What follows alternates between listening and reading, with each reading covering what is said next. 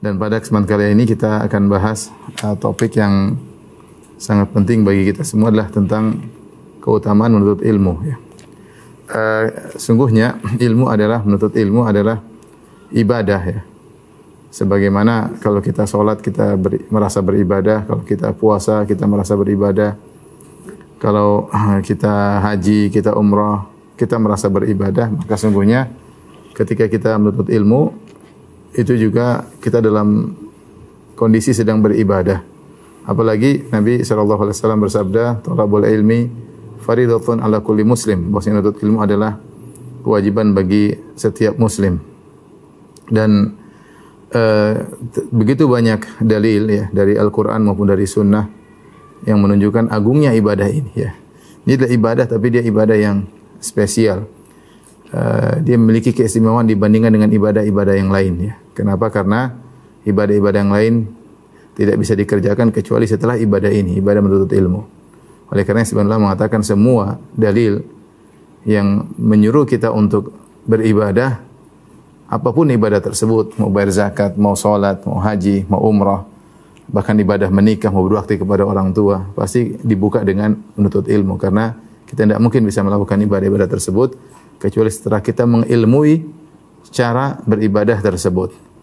Ini semakin menekankan tentang urgensinya menuntut ilmu karena dia adalah kunci dari segala kebaikan, bahkan kunci dari segala ibadah. Dari sini wajarlah jika Nabi SAW tidak pernah diperintahkan untuk meminta tambahan dalam Al-Quran kecuali tambahan ilmu.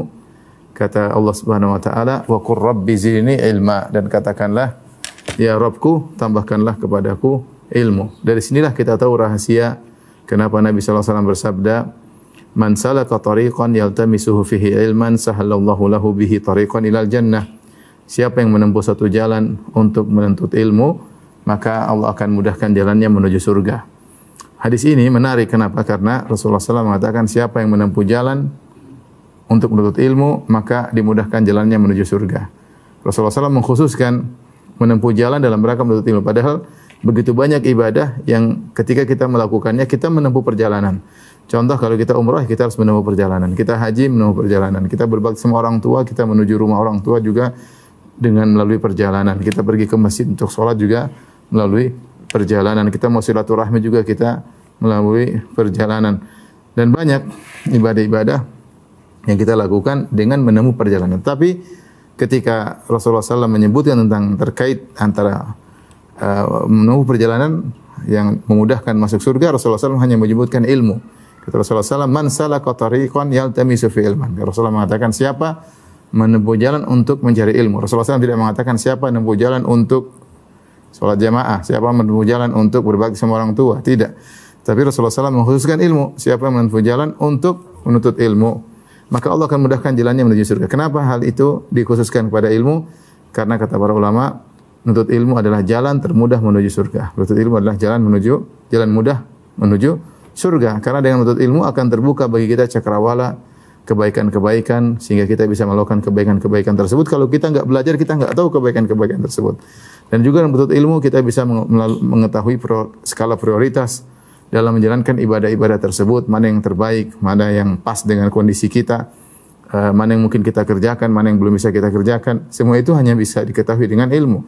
Dan dengan ilmu itu juga kita bisa mengetahui, membuka cakrawala kita tentang keburukan-keburukan untuk kita jauhi. Maka benarlah menuntut ilmu adalah jalan termudah menuju surga. Sekali lagi saya katakan di antara hal yang menunjukkan menuntut ilmu adalah ibadah yang sangat agung karena semua ibadah, semua dalil yang menunjukkan tentang keutamaan suatu ibadah secara include menunjukkan tentang keutamaan menuntut ilmu karena tidak mungkin dia bisa beribadah kecuali dengan menuntut ilmu sebelum melakukan ibadah tersebut. Saya akan memaparkan karena kajian kita judulnya adalah keutamaan menuntut ilmu. Tidak lain untuk saya akan bawakan dalil-dalil, tidak lain untuk menegaskan kepada saya pribadi dan juga menegaskan kepada hadirin hadirat bahwa menuntut ilmu itu ibadah, menuntut ilmu itu ibadah ya. Agar ketika kita duduk di majelis ilmu kita merasa dapat pahala. Agar kita ketika duduk di majelis ilmu kita merasa bahwasanya malaikat juga hadir dalam majelis kita. Agar kita menuntut ilmu kita merasa bahwasanya rahmat Allah juga turun kepada kita ya. Agar ketika menuntut ilmu kita menuntut ilmu dengan serius karena Karena sebagaimana ibadah boleh dikerjakan oleh banyak orang tapi kualitas pahalanya berbeda-beda ya. Sebagaimana dalam salat bisa jadi dua orang duduk di atau satu saf di saf yang sama berdampingan tetapi pahala antara satu dengan yang lainnya, antara satu dengan yang kedua sejauh langit dan bumi. Maka demikian juga dalam hal menuntut ilmu. Orang menuntut ilmu banyak tetapi tidak semua menjalankan hak-hak ilmu tersebut ya. Ya, karena tidak sama orang menuntut ilmu antara satu dengan yang lainnya. Taib, ikhwan dan akhwat yang dirahmati Allah Subhanahu wa taala, kita mulai menjelaskan keutamaan menuntut ilmu berdasarkan dalil Al-Qur'an sebelum kita sampaikan dari sunnah. Dalil Al-Qur'an banyak sekali. Yang pertama tadi saya singgung, Nabi SAW tidak pernah disuruh oleh Allah minta tambahan kecuali tambahan ilmu. Wa qul rabbi zidni ilma. Katakanlah wahai Muhammad, berdoalah engkau, Rabbi zidni ilma, ya Allah tambahkanlah aku ilmu. Tambahkanlah aku ilmu. Dalil berikutnya, Nabi Adam alaihissalam tidaklah dimuliakan di atas malaikat dan iblis kecuali karena ilmu. Wa 'allama Adam al-asma'a kullaha. Allah mengajarkan kepada Adam nama-nama yaitu ilmu. Tsumma aradahum 'alal malaikati faqala anbi'uni bi asma'i haula in kuntum shadiqin. Kemudian Allah berkata kepada para malaikat, wahai para malaikat, coba sebutkan nama-nama benda-benda tersebut. Apa jawaban malaikat? La ilma lana illa ma 'allamtana. Kami tidak punya ilmu ya Allah tentang itu semua kecuali Engkau ajarkan kepada kami. Ketika ketika malaikat tidak mampu untuk mengetahui ilmu tentang benda-benda tersebut, qala ya Adam anbi'hum bi asma'ihim. Maka Allah berkata, wahai Adam, kabarkanlah kepada malaikat tentang ilmu tentang nama-nama tersebut. Ya, setelah Adam kabarkan, maka nampaklah kemuliaan Adam alaihissalam. Maka ketika itulah Allah menyuruh malaikat dan iblis untuk sujud kepada Adam, sujud penghormatan, bukan sujud ibadah. Ya. Wa idh qulna lil malaikati isjudu li Adam fasajadu. Kapan? Ya, ketika Adam dia memiliki ilmu yang tidak dimiliki oleh malaikat ya. Oleh karenanya ilmu ini perkara yang luar biasa ya. Sehingga lihatlah bagaimana apa namanya?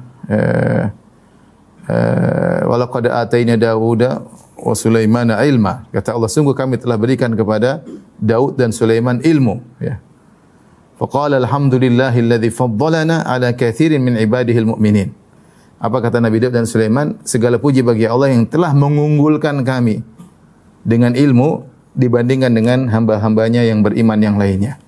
Ya, dengan ilmu inilah kemudian Allah mengunggulkan Nabi Daud dan Nabi Sulaiman alaihi wassalam ya dibandingkan dengan hamba-hamba mukminin yang lain. Jadi ilmu ini yang menjadikan Nabi Adam unggul di atas malaikat ya, dari sisi ini yang sehingga malaikat disuruh sujud penghormatan kepada Adam alaihissalam.